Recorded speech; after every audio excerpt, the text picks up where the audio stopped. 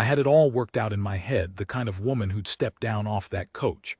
Quiet, grateful, a little afraid of me maybe, the way folks generally were, and willing to keep to the kitchen and the wash line and leave a man to his own silences. I'd posted the notice plain as a fence post. Rancher 40, sound land and sound stock, wants a wife to keep house and cook, no nonsense, no fancy ways. I figured that last part would scare off anybody with ideas. I figured wrong about a great many things that spring, but I never figured wronger than that. The coach came in late, the way the coach always came in late to Pratt's Crossing, and I stood by the rail with my hat in my hands and my collar buttoned up to the throat like a man at a funeral. Old Dewberry, who drove the line, leaned down and grinned at me with what teeth he had left. "She rode the whole way reading," he said, like that was a thing worth reporting. "Reading and figuring sums on a little slate. Asked me 3 times what cattle were fetching at the railhead." I didn't know what to make of that, so I made nothing of it. The door opened, and the woman who came down those 2 iron steps did not come down them the way a grateful, frightened woman comes down anything. She came down them like she'd built the coach herself and was checking the welds. "Mr. Vane," she said. It wasn't a question. She looked me over the way I'd look over a horse I was thinking of buying and had already decided was lame. "Miss Calloway," I said. "Wren," she said, "and before we go any further out into that very fine-looking nothing you call a country, I'd like to settle 2 things." She had a trunk. She had a carpet bag. She had, I would learn, a mule she'd bought with her own money waiting in the livery, because she did not intend, she said, to be without a way to leave a place she might want to leave. And she had, folded into the front of her dress where a sensible person keeps what matters, the better part of $100 she had earned herself, stitch by stitch, hem by hem, over 11 years of mending other people's clothes in a back room in Ohio. I knew none of that yet. All I knew, standing there in the dying light with my hat strangled in my 2 hands, was that the meek and grateful woman of my imagining had failed to arrive, and in her place was this one, who already had a slate full of figures and a list of 2 things to settle, and a way of looking at a man that made him want to check whether his shirt was on straight. "All right," I said, because I am, at bottom, a coward in the presence of a woman who knows her own mind, and I have been my whole life. "Settle them." She held up 1 finger. "Your notice said cook and keep house. I'll cook and I'll keep your house, and I'll do both better than you've any right to expect, because I do everything I do properly or not at all. But I won't be ordered around in it. A house is run, not commanded. If we're to share one, we share the running." I opened my mouth. She held up the 2nd finger before any sound came out of it. "And I've brought my own money, and I mean to keep it mine. I've worked 11 years for it, and I'll not hand it over to a stranger to prove I'm respectable. If this doesn't suit you, say so now, and I'll take the morning coach back, and we'll have wasted nothing but an evening." Behind her, Dewberry was unloading her trunk and pretending very hard that he could not hear a word, which is to say he was hearing every word, and would have the whole of it spread across 3 counties by Sunday. I am not a quick man. I have never been a quick man. My father used to say it took me a full day to decide whether it was raining. So I stood there in the dust of Pratt's Crossing, and I turned her 2 conditions over the way you'd turn a strange tool you'd found in a dead man's barn, trying to make out what it was for and whether it would take your hand off. And the honest truth, the truth I would not have admitted to a living soul that night, was that something in me had gone very quiet and very still, the way the range goes still right before weather. Because I had posted that notice wanting someone who would not trouble me. And here was trouble itself, with a slate and a mule and her own $100, and I did not want her to get back on that coach. "It suits me," I said. It did not suit me. It would not suit me for a good long while. But I have learned that the things which end up mattering most in a life are very often the things that did not suit us at all when they first climbed down out of the dark. The ride out to the bar was 9 miles of nothing, and she filled 4 of them with questions. How many head was I running? How many of those were mine clear and how many the bank's? What I paid my 2 hands and whether I paid them fair? What the well drew and whether it drew steady? Whether the creek dried in August? I answered what I could and grunted at what I couldn't. And somewhere around the 5th mile she stopped asking and just looked out at the Dunmore Flats going gray and then black under a sky with too many stars in it. And she said, soft, more to the dark than to me, I have never in my life seen so much sky. Get used to it, I said. It don't change. Everything changes, she said. It just doesn't always tell you it's doing it. And she didn't say anything else the rest of the way, and I thought about that longer than I'd ever admit.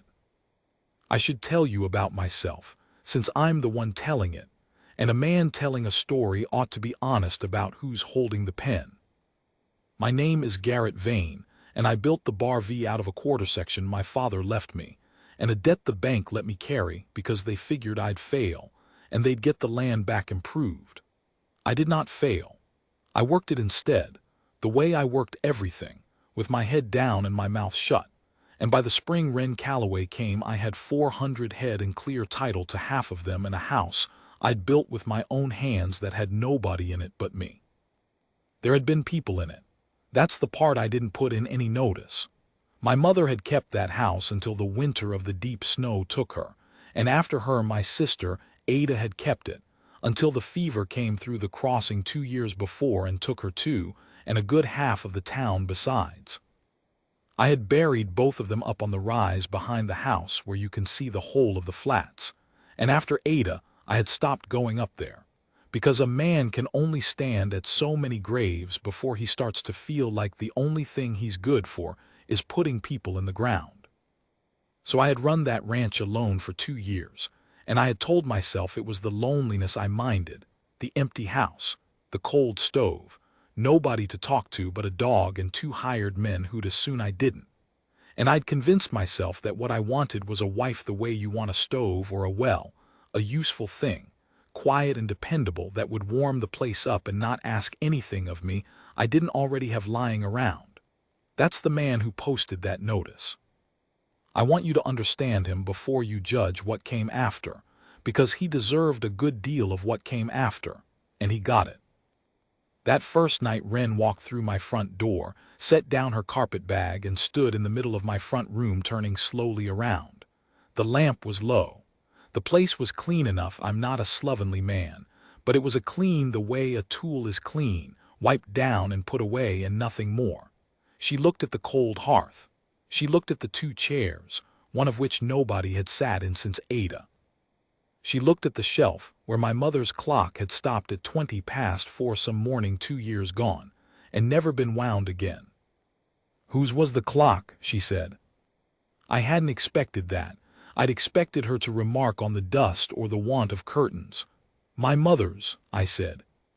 She crossed to it, and she did not ask permission, and she found the little key tied to its back with a bit of string, and she wound it, careful, the way you'd handle something that might break, and she set it going and set the hands by the watch she pulled from her own pocket.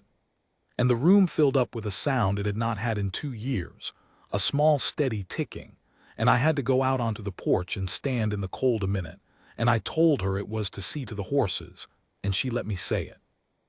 That was the first thing she fixed at the Bar V. It was not the last, but it's the one I think of. We were not, that first month, anything you could call easy with each other. She cooked, and she had not lied. She cooked better than I had any right to expect, better than I'd eaten since my mother was living.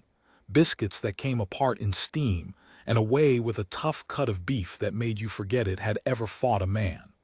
But she did it on her terms in her kitchen, and the one time I came in and told her supper was wanted earlier on account of the branding. She set the spoon down, dried her hands, looked at me and said, "Then someone might have told me about the branding this morning instead of at 4 o'clock in the afternoon," and went right on at her own pace, and supper was wanted when supper was ready, and I learned to tell her things in the morning. She kept the house, and within 2 weeks she had it a house and not a tool shed, curtains run up from cloth she bought herself in town, the good chair brought close to the fire, a rag rug on the cold floor by the door, She did it all without asking me for $1, and that galled me, though I couldn't have told you why. I think now it's because a man wants to be needed, and she did not need me, and I had not yet learned the difference between being needed and being wanted, which is the whole of the difference, and the most important thing I ever learned. And in town, well, in town she set the cat among the pigeons in a way Pratt's Crossing hadn't seen. The third week she was at the bar she rode in with me, on her own mule, and while I was at the feed store she went into the mercantile, and she came out an hour later having struck a bargain with Hollis Pratt, who owned the place and the town it was named for, to mend and alter for half the women in the county at a fair price. Out of a back corner he was glad enough to rent her for the trade it'd bring in. By the time I found her she had 3 dresses to take in, a man's coat to turn, and a standing order from the schoolteacher. And she had done all of it with her own name and her own coin and her own 2 hands, and asked me for nothing but a ride home and room in the wagon for her bundle. "You don't need to be doing that," I said on the road home, and I heard how it came out, hard and small, and I wished I'd swallowed it. "I don't do most of what I do because I need to," she said, easy, not even looking at me, watching the flats. "I do it because I'm good at it and it's mine. A woman who only ever does what she needs to is a woman waiting to be told what that is." She let that sit a while. Then she said, gentler, "I'm not trying to shame your ranch, Garrett. I expect your ranch will keep us both fine. But I had 11 years of being my own concern, and I find I'm not willing to stop being it just because I've got a roof I didn't pay for. You can understand that, or you can sulk about it. I'd rather you understood it." I sulked about it. I'm not proud of that. I sulked about it the better part of a week. What cracked the sulk was the books. I'd run the bar 4 years, and I'd never once made it pay the way I knew it ought to. I worked harder than any 2 men in the county, and I bred better stock than most, and still, come settling up time, the numbers came out thinner than they had any cause to. I'd put it down to bad luck and the bank's interest and the railhead price, the way a man does, and I'd never once sat down and looked the whole of it square in the eye, because the figures swam on me and I'd give it up and go split wood instead, which felt more like work. Wren found my ledgers one rainy afternoon, stacked on the shelf under the wound clock, and she did not ask permission for those either. She just took them down and spread them on the table and got out her little slate, and when I came in soaked from chasing strays out of the bottoms, she was 3 years deep in my own affairs with a face like a hawk that has spotted a mouse. "Garrett," she said, "Hollis Pratt has been cheating you for 4 years." I stood there dripping. Hollis. Hollis? She turned a page and stabbed a column with her finger.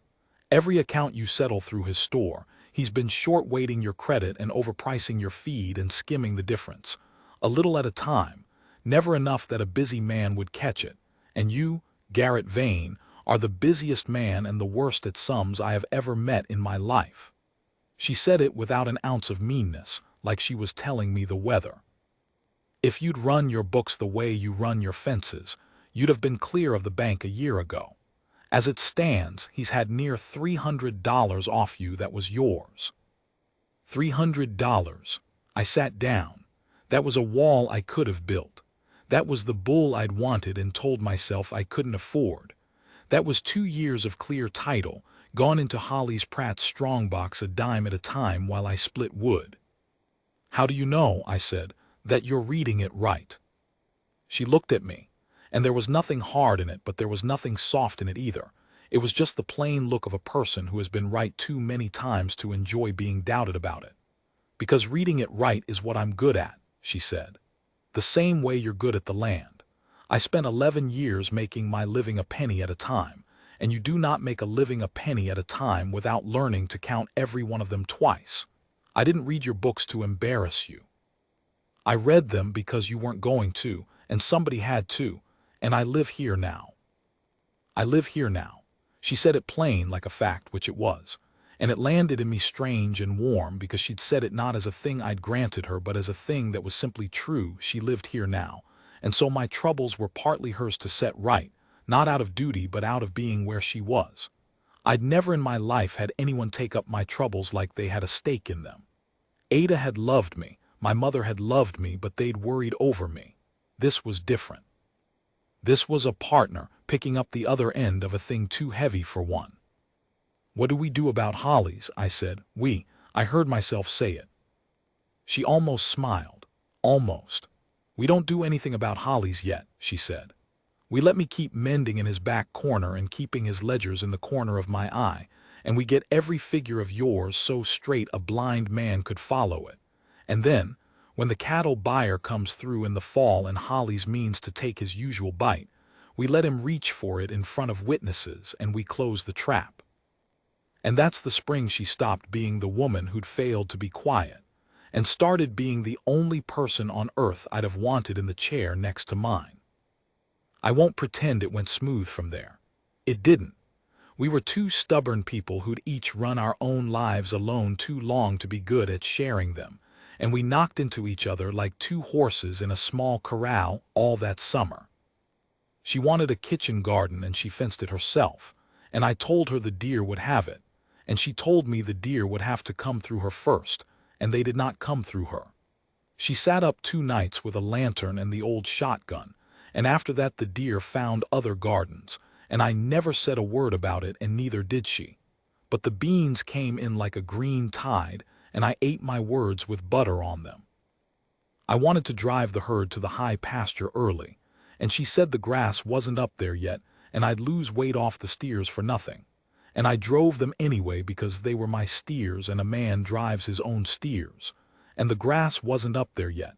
And I lost weight off the steers for nothing. And I came home short-tempered and ashamed, and she did not say "I told you so," which was somehow worse than if she had. That night I sat on the porch in the dark and she came out and sat in the other chair, not too close, and we watched the dark come down over the flats, and after a while she said, "My father lost a farm being too proud to be told a thing by a woman." "You never told me you had a father with a farm," I said. "I had a father with a farm, and then I had no father and no farm," she said. "He died owing more than the land was worth, and the men he owed it to took everything but the clothes we stood up in, and my mother took in washing until it killed her, and I was 14 and I taught myself to mend because mending paid better than washing and was easier on the hands." She said it flat, the way you say a thing you've made your peace with by saying it often. I made up my mind at 14 that I would never again be at the mercy of a man's pride or a man's debts or a man's idea of what a woman was for. I'd be my own, and I have been. For 20 years I've been nobody's to lose. She turned and looked at me in the dark. And then I read an advertisement from a rancher too proud to do his own sums, and I thought, there is a man who needs a partner so badly he doesn't even know it's a partner he needs. He thinks it's a cook. And I thought I'd come see whether he could be taught. I sat with that a long time. The clock ticked through the open window behind us, my mother's clock that she'd wound. "And can he," I said, "be taught?" "I don't know yet," she said. "He's slow." And there was something in her voice when she said it, a warmth she hadn't let me hear before. That made me understand she didn't mind that he was slow nearly as much as she let on. But he wound up listening about the steers, so there's hope for him. I laughed. First time I'd laughed in 2 years, maybe. It came out rusty. She heard it and she smiled finally all the way, and the dark wasn't so dark after that. The trouble, the real trouble, the kind that nearly ended the whole thing, came at the end of summer, and it came the way trouble always does at a ranch, in the shape of other men. There was a fellow named Creed who ran a hard outfit 2 days east, and Creed had cast an eye on the Dunmore Flats for years, on the water rights especially, my creek being one of the few that ran steady through August. He'd offered to buy me out twice, and I'd told him no twice, and the second time he'd told me, smiling, that a man alone out here ought to think about how alone he was. I'd taken it for the threat it was, and I'd kept my rifle by the door. Late August, 3 of Creed's men came through while I was up at the high pasture with both my hands, and they came to the house, and they found Wren there alone with the dog and the shotgun and a basket of mending. I have only her account of what happened, and she told it to me plain and short the way she told everything. But I have put together the rest from what I found when I rode in at dusk, and saw the dog had been kicked half across the yard, and the garden fence broke down, and Wren standing on the porch with the shotgun broke open over her arm and her chin up, and a cut over her eye where one of them had backhanded her before she got the gun up. They'd come to frighten her off, to frighten me through her. They'd told her this was no place for a woman, that her man couldn't protect her, that she ought to go back where she came from while she still could. And Wren Calloway, who had decided at 14 never again to be at the mercy of a man's idea of what a woman was for, had let them say their piece, and then she had leveled my old shotgun at the belt buckle of the one who'd struck her and informed him. In a voice she said never once shook though her hands were shaking fit to come off, that she had buried her father and her mother both, and outlived every man who'd ever thought to tell her where she belonged, and that he could leave the way he came or he could leave in a box, but that he would, either way, be leaving. They left the way they came. 3 armed men, run off by one woman with an old gun and no doubt at all about whether she'd use it, but they'd marked her. They'd put their hands on her in my own yard while I was 9 miles off worrying about grass. And here is where I did the worst thing I ever did to her, worse than the sulking, worse than the steers, and it took me near to losing her to learn it. I lost my head. I came down off that porch shaking with a rage I'd never felt in my life, and the rage didn't have anywhere to go. Creed's men were long gone, so it went, God help me, at her. Not in anger at her, in fear of her, in the bottomless terror of a man who has buried everyone he ever loved and just understood, standing in his own broke-down yard, that he loved this woman too, and that the loving of her had put her in danger, and that he could not stand to bury one more soul up on that rise. You're going back, I said, on the morning coach, back to Ohio, where it's safe. I'll pay your way and a year's keep besides. You'll want for nothing, but you're going. I'll not have you out here for them too. And I couldn't finish it, and I didn't have to because she'd gone very still and very white, the cut still bleeding over her eye, and she set the shotgun down against the rail, careful, and she looked at me, and her voice when it came was the quietest I ever heard it and the most terrible. There it is, she said. I wondered how long it'd take. Wren. 20 years, she said. 20 years I made sure no man would ever again get to decide for me where I was safe and where I belonged and what I was allowed to risk. And I came 2,000 miles and I gave you my counsel and my work and my company, and I fenced your garden and I balanced your books and I stood in your yard tonight and held your ground for you with my own 2 hands. And the very first time it costs you something, the very first time it's hard, you reach straight back for the one thing I told you on the first night I would never abide. Her voice cracked just once and she mastered it. You'd send me away to keep me safe. You'd decide it for me. Like I was a stove you were worried might catch fire. Like I hadn't just run 3 men off your land while you were up a mountain. I can't bury you, I said. It came out of me broken. I can't, Wren. I've buried everyone. I can't stand at one more. Then don't decide my life from inside your own grief, she said. And now the tears were running and she let them and she did not wipe them and she did not soften. You don't get to use the people you've lost as a reason to throw away the one that's standing in front of you. That's not protecting me, Garrett. That's protecting yourself. And I'll not be the thing you sacrifice to make your own fear easier to carry. She picked her shawl up off the rail. I'll sleep in town tonight. At the Pratt house, the widow takes lodgers, and in the morning I'll decide what I'm doing. Me. I'll decide it. And whatever I decide, it'll be because I chose it, and not because you were brave enough to send me off and call it love. And she took her mule, her own mule, that she'd bought with her own money for exactly the purpose of being able to leave a place she might need to leave.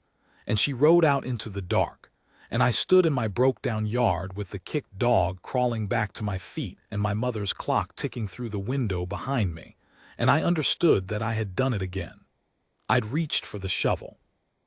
I'd decided the safest thing to love was a thing already half buried, a thing I'd resolved to lose so it couldn't surprise me by being lost.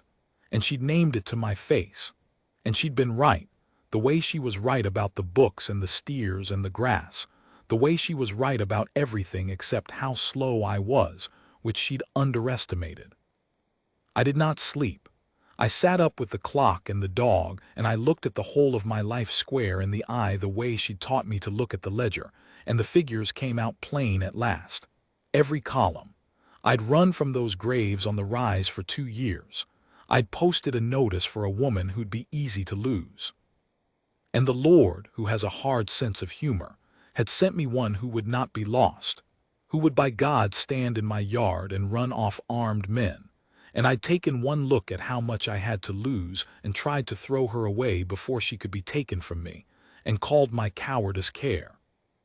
By dawn I knew what I had to do, and it was the hardest thing I ever did, harder than burying my mother, harder than the fever year, because it asked the one thing I'd spent my whole life refusing to do, which was to want something out loud and let it be free to say no. I rode into Pratt's Crossing in the gray of the morning, and I did not bring money to pay her way back to Ohio. I brought, instead, the deed to the Bar V and the ledgers, and my mother's clock wrapped in a saddle blanket, because I am not a man of speeches, and I needed the things to say it for me. She was on the Widow Pratt's porch with her bag packed and her face set, and the cut over her eye had scabbed dark. And when she saw it was me, she stood up, but she didn't come down the steps. And that was fair. That was more than fair. I got down off my horse. I took my hat off. And I stood at the bottom of those steps the way I'd stood at the coach rail 4 months before, with my hat strangled in my hands, except this time I knew exactly what I'd lose, and that made all the difference. I came to say 3 things, I said, and then you'll decide and I'll abide by it, whatever it is. She didn't say anything. She let me say them. I held up one finger the way she'd held up hers. You were right.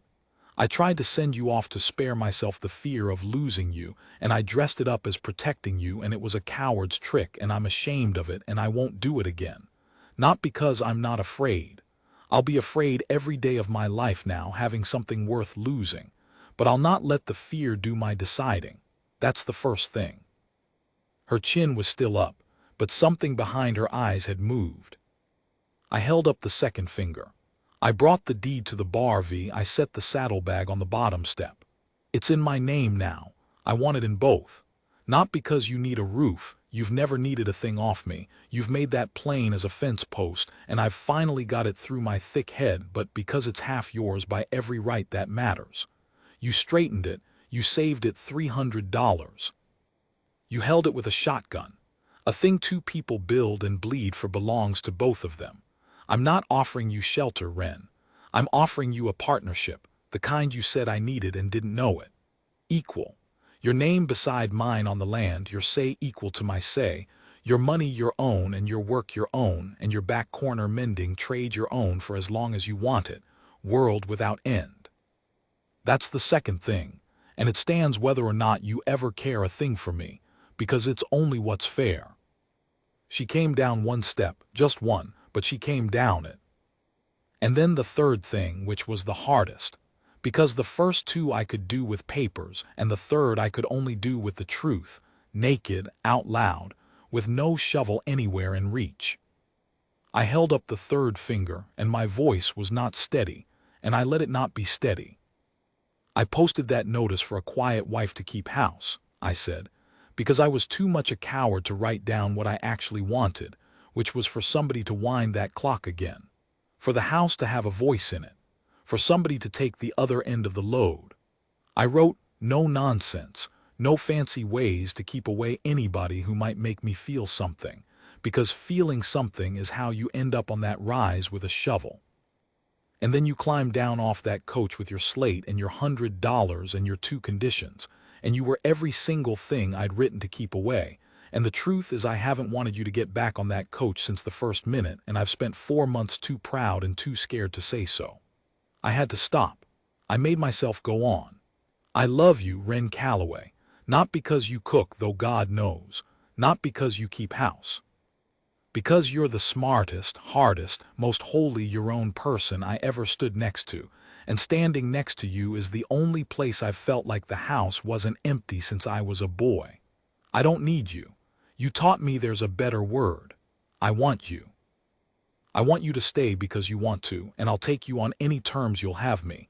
And if the terms are none, if the terms are you ride to Ohio this morning, then I'll put your name on that deed anyway and send your half of every season after you for the rest of my life, because it's yours and being a fool doesn't make me a thief. I put my hat back on because my hands had to do something. That's the third thing. That's all of them. You decide. She stood on the second step a long time. Long enough that the widow Pratt's curtain twitched and old Holly's came out onto his store porch to watch, which meant the whole county would have it by noon, and I found I did not care one particle. Then Wren Calloway came down the last step. She came down it the way she'd come down off that coach, like she'd built the thing herself, and she stood in front of me close enough that I could see the scab over her eye and the wet starting in it, and she said, in a voice that for once in her life did shake, and did not try to hide it, "You're still slow." A tear went over. "But you got there." And she put her two hands, her own two hands that had earned $100 a stitch at a time and run off 3 armed men and wound a dead woman's clock flat against my chest, not pushing, just resting, just claiming, and she said, "I'll stay. Not because I need to. I want you to hear that and never forget it, Garrett Vane, because it's the whole of everything. I don't need you. I never will. I stay because I choose you. Every day I'll choose you, and any day I don't I'll say so, and that's the only kind of love I've got worth giving, the chosen kind, freely, between two people who could leave and don't." She took a breath. "Now put my name on that deed before Holly's Pratt cheats us out of the ink." I laughed the rusty laugh, and it wasn't so rusty that time, and I put my arms around her right there on the widow Pratt's steps in front of God and Holly's and the whole of Pratt's Crossing, careful of the cut over her eye, and she let me. And we stood like that a while in the gray morning, and I'll leave the rest of it where it belongs, which is private, between the two of us and the wide, quiet sky.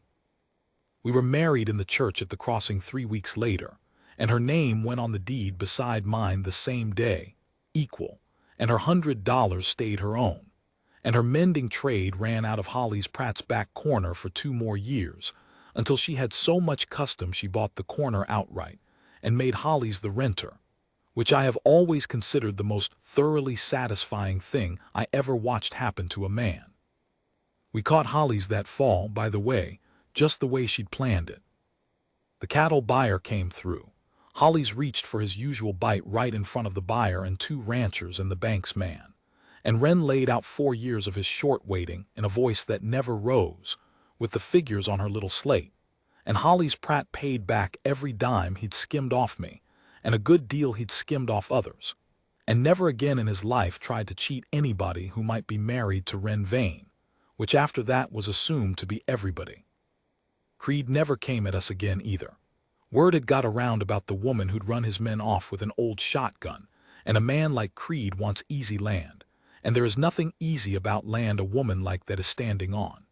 He sold out east 3 years later, and we bought his water rights at a fair price, with the money we'd saved being clear of Holly's thumb, and the Bar V ran strong and clear in ours, both our names on all of it, for the rest of our lives.